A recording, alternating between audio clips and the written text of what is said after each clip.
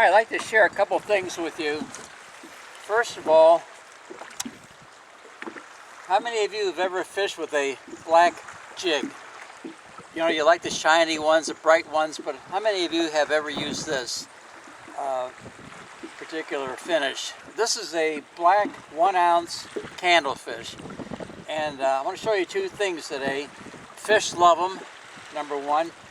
And I'm also going to intentionally snag this lure. And I want to show you how to recover that snag without ever losing a metal jig. So let's go ahead and catch us a fish first. The water here is about 23 feet deep. And I always preach fishing right next or almost in structure.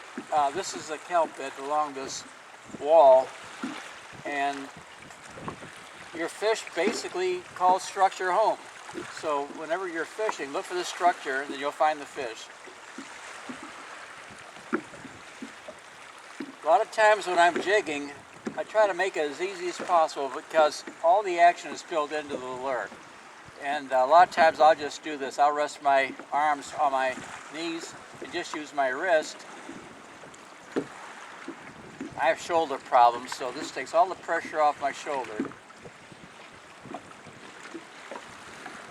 The Kandlefish is a great swimming jig too, so even if it comes off the bottom, it's swimming and it attracts the fish. This is a small fish.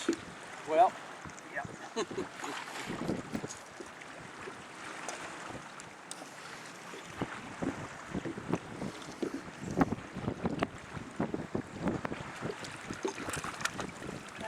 This is a kelp greenling. Good eating fish. Anytime I release a fish, I never try to touch it. Okay, well that's the first half that we accomplished.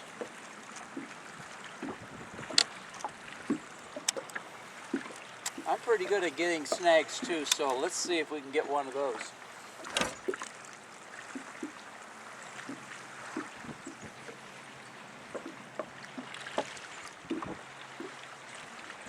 Maybe I'll catch another fish in the process.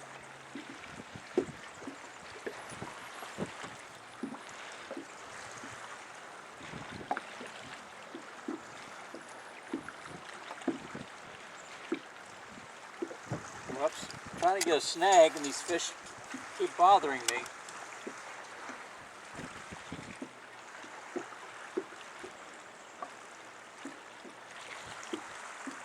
Remember, black is supposed to represent an eel. It can represent anything actually. It's the great action of the, oops.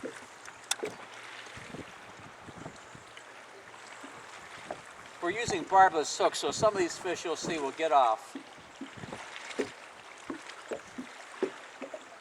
What I'm doing here is I'm just barely bouncing the lure against bottom. That gives you a reference point. You want to be as close to the bottom as possible.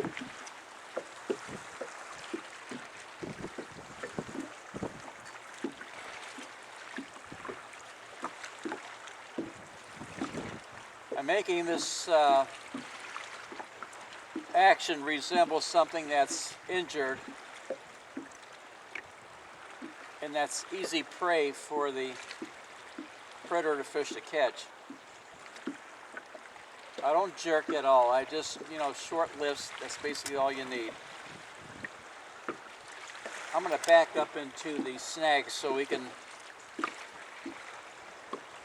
show you how to get off of the snag.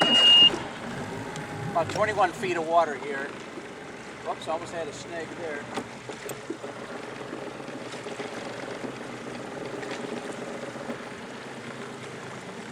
When you're fishing in structure, also look for bait fish too.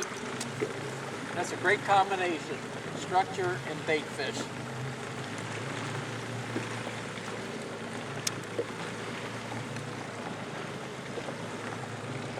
Okay, this is 15 feet of water and it's really snag filled.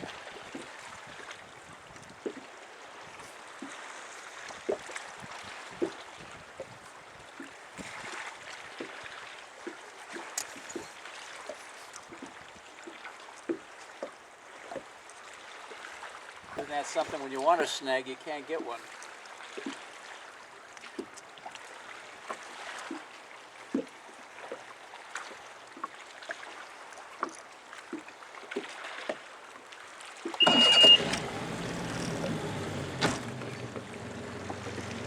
Ah, there we are. Okay, now we have a snag. Most of us just get in there and just reef away and try to jerk it. You'll normally break your line, definitely lose the lure. What you want to do is go in the opposite direction. And don't be afraid to go maybe a good 100 feet in the opposite direction. And the flatter the line gets as you're reversing your direction, the easier it is to remove that snag lure. All right, let's go ahead and see if we can get this thing done. See how the line is starting to flatten? I'm probably maybe even 200 feet away from that snag. And once you think you got it, you just point the rod tip towards the snag. Now we had two bad snags there, but I got them both off. That was a real snag pit. So flatten that line, go in the opposite direction, and almost always you'll get that lure back.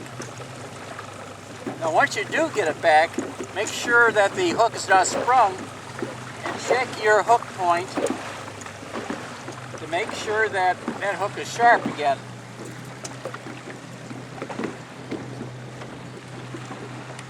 That hook was opened a little bit.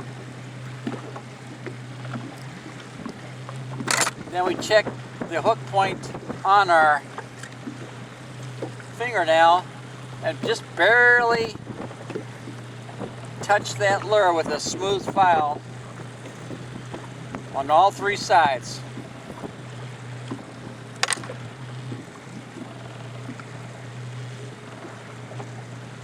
Sticks right in, that's what you want. Okay, thanks for watching. Hopefully this will save you a few bucks in lost lures. If I can get out of the chair, I'll be all right. Okay, we'll catch you later.